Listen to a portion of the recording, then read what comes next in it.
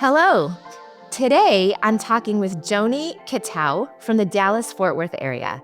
Working with us here at Money Management International, Joni paid off about $62,000 in debt in about 4 years through MMI's debt management plan. Joni's here with us today to share her debt payoff story. Debt. We've all heard of it.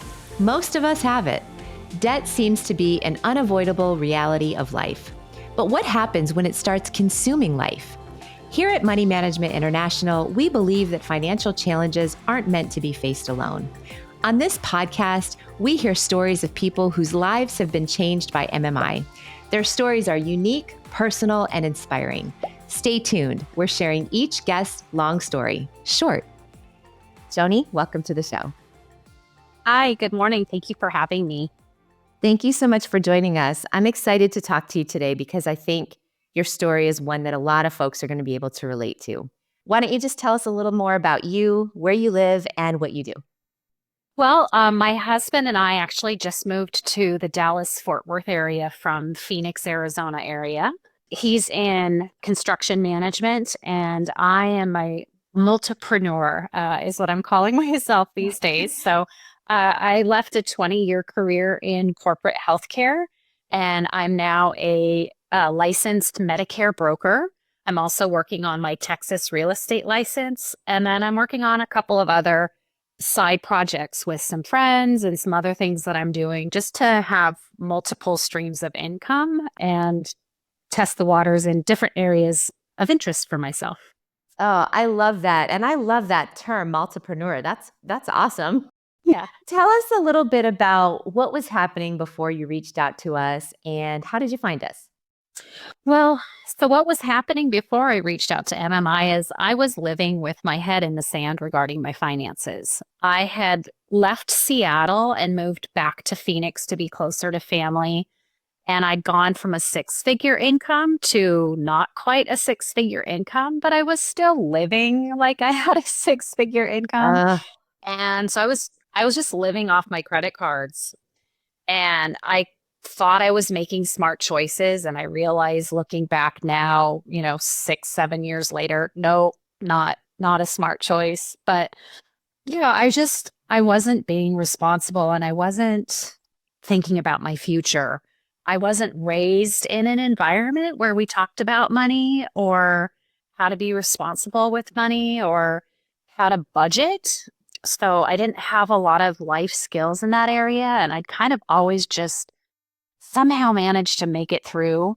But this time I wasn't going to make it through. I wasn't going to figure out a way that I could turn things around and land on my feet. And so I remember it very vividly. It was right before my 45th birthday when it just kind of all hit the fan. And I just couldn't be on this hamster wheel anymore. And I called one of my credit card companies and I talked to their customer service and I'm like, what if I just stop paying? What if I just don't pay my credit cards anymore because I can't afford to keep paying them? I don't have anything to live on. I'm living off my credit and now my credit's maxed out and there's nothing more I can do. And he referred me to MMI. He's like, you should check out this company. And the thing that really struck me about MMI is I talked to credit consolidation companies in the past, and I was aware that what I felt their practices were quite predatory, where they hold your money for 90 days or more until your credit cards send you to collections or start issuing judgments against you, and then they'll settle with the credit card company. But by then, your credit is in the garbage. And to me, I still had a good credit score. I was still in the 600s, I think. And so I really wanted to try to protect that because I know other things are impacted by your credit score, like employers look at your credit score, your car insurance looks at your credit score. Right. And so again, MMI had a different take on it. And I talked to the counselor the first time and we really went through my finances. And she was pretty honest with me. She's like, you might need to file for bankruptcy. That's how dire my situation was, is that even the counselor initially was like, that might be your only option. And I really Okay. wanted to avoid that Mhm. at all costs as well. So, but we kept talking and we kept working through numbers, and I had to sell. I had two cars. I sold one of my cars. I really just slashed every little expense I could get away with slashing. And I really sat down and I made myself a budget for the first time in my life, at 45 years old, because I wanted to be able to start saving money. And with the MMI plan, I was going to be able to save like $100 a month. And then that left me like $20 a week for Ah, discretionary spending or some very small amount. yeah. And I had to stick to it. And you did. And I did. Yeah. And actually, when I was reading your story, I read that not only did you stick to it, you made some big sacrifices to do that. You avoided bankruptcy and you were able to pay your debt Mhm. off earlier than you had originally thought you could. Well, I started learning about Dave Ramsey, but I also found the Choose FI community on Facebook. And so I really just started reading stories, posting, asking questions, and learning from other people who've either been in my situation or just people who are just more financially savvy than I was at the time. Sure. So yeah, I started working on paying off the higher interest cards faster, and then once I was able to pay the higher interest cards off, it's not like I'm like, oh, now I have an extra $300 a month. Nope, that $300 a month now went to pay off the next card or the next debt, whatever the interest rate was. Right. I did detailed analysis of my debt every 3 months. I had a notebook that I write down, what my interest rates were, what my balance was, what my payment was, what my credit score was, how much I had in savings. And that also was very inspirational to myself because I could see that I was making progress. And then it just Yes. further fueled my desire to continue making progress because I felt really proud of myself for, Yes. tackling this. And after a couple of years, like I had money in the bank, which was a totally foreign concept to me. I'm like, I have savings. Like, who Right. is this person? Um, so it was just, I just felt proud and I wanted to continue to feel proud of myself. And it was just, yeah, added fuel to that fire. I love what you said because, I think you hit so many points that are just so right and common. I think we just don't talk about budgeting. And sometimes a lot of us go along in life and things are fine. And then something happens and we're forced to start that and we just don't know where to start. And so I'm happy that you reached out. I'm happy that somebody, referred you and that you can share your story now because I just feel like it's so important. And I think a lot of times we feel like, oh, bankruptcy might be my only option. But you see that, gosh, not only were you able to avoid that, but do so many other things in the process, which is incredible. Hmm. So you told us a little bit about your counseling experience with MMI. You said, the counselors were very honest about it and said, hey, this is what you're looking at. This is what might have to happen. What would you say the most important thing was that you learned throughout the process? So I would say the most important thing that I learned through the whole process was really the budgeting, being aware of how interest works, how quickly it accrues, how dangerous it is, Sure. and really just how to build a budget, stick to it, and live within my means. Um, I have this Excel spreadsheet that I've kept now for the last 6 years that I track my expenses, I track my income, I track my investments because now I have investments, which is weird too. Uh, and it's been educational. Um, and I'm kind of sad that I had to learn it under such dire circumstances, but it is Sure. what it is. And I think that's why had to kind of come out and say and do these interviews like this because I think there's a lot of shame Yes. involved with people who have high amounts of debt, and we tend to hide it and we don't talk about it.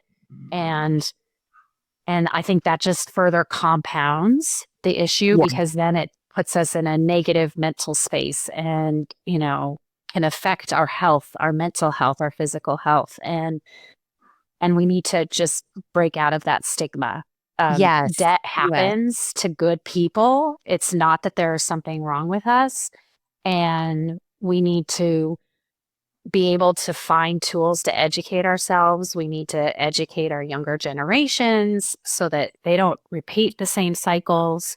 We need to be able to talk to our friends, our family, our partners about these situations so that, if they know something, they're like, oh, I'm in the same situation and I found this company called MMI and you should call them, Right. or, well, here's another idea. It's just, I was single at the time. It was a very lonely and terrifying experience. I'm so glad it's Well, over. and I think it can be, right? And you said something that it really hit home and I wanted to ask you about anyway, and it really is that debt is so common that it's something that we don't talk about. And I was going to ask how you felt like nonprofits like MMI and consumers were working together to break that debt stigma. And you did such a good job of sharing that before I even asked the question. But you did say one thing that I wanted to ask you more about, and that was the importance of having the conversation with your family members, your friends, and most specifically your significant other. And I know we had talked a little bit about that before the interview, but I was wondering if you might be able to share a little bit more insight about that. Yeah. At the same time that all this was kind of coming to a head, I was also entering into a relationship with a man who's now my husband. And I saw very clearly that my credit card debt, or just my overall debt in general, and the way I lived my life financially wasn't going to be compatible with living a life with him. And things were going really well between us, and I'd been single for a long time, so it was an exciting opportunity, and I was terrified of telling him because I was pretty sure he was going to say, yeah, this isn't really what I want to do. So bye. And he was shocked. And he did have to think about it for a little bit, what the implications would be for him. Sure. Because he still had a kid to put through college, and I didn't want him to be responsible for any of my debt, and certainly didn't want to be an anchor to him living a fulfilling life. So we definitely had to clear the air in that regard. But once he saw that I was enrolled in the program and I was making changes to how I lived my life financially and how I handled my finances, he was really impressed and very proud of me. And I think it was about maybe a year-ish later that we got a house together, moved in together. So us combining households was really a benefit to both of us because we went from Sure. paying rent on two apartments to rent on a house and shared the utilities and the groceries and all of that. So that was definitely a help. But it didn't release me from any of my obligations. I still had to pay my half of the rent and I had to pay Sure. all of my own bills and all of that. But it was still a really terrifying time. And I'm very lucky that he's such an understanding and patient man. And he's been my number one cheerleader this whole time. I love it. And it's how it should be. And I think I love that you shared that because it is, it's such an important topic. And I think many of us feel exactly the same way. Things are going so great. And gosh, I just don't want to throw this wrench into the plan. But if you don't, then it can get so much bigger and so much more out of control. And it works out. So I'm so glad that you're able to talk to us about that. So I just had a couple more questions.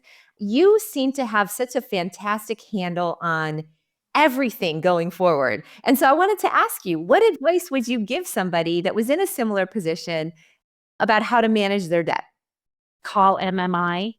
I mean, I'm on the Facebook Choose FI pages quite frequently, and anytime I see anybody post anything about, "Hey, I'm struggling with debt and I can't figure out a way forward," I'm like, "I used MMI. I'm not a paid advocate for them. You need to call them." I am so glad that I didn't file for bankruptcy. I am so glad that I didn't use one of those other credit card consolidation companies that holds your money and ruins your credit and does all of those other things, because, now here I am, 7 years later, I have an amazing credit score. We own a home, which if I had had bankruptcy on my record would have been much, much more difficult. So one, talk to your peers, talk to your friends, talk to family, talk to a trusted counselor or clergyman or somebody trusted in your life, because it's a lot to bear emotionally alone. Sure. And again, there's a lot of shame and stigma attached to it. So don't isolate yourself. Talk to somebody, because chances are somebody is in a similar situation or has been, and they found a way out. Yeah. And then, call MFI. I love it. So I have one last question, and it's my favorite question. $62,000 is such a big goal achieved and in such a short amount of time. So what does being debt-free mean for you? I have the freedom to do kind of whatever I want. I mean, I'm still very money conscientious. I have one credit card now. I pay it off every single month, come hell or high water. Don't know if I can say that online, but I mean, I sleep better. I feel better. My self-esteem is much, much higher, because I'm just not carrying around that shame or whatever. And just the load of debt, I'm not dragging around this $62,000 concrete brick. Yes. I still look at my life, Tara, and I'm like, who am I? Like, how did I get here? And I'm so grateful. And I know that, there are other things that contributed.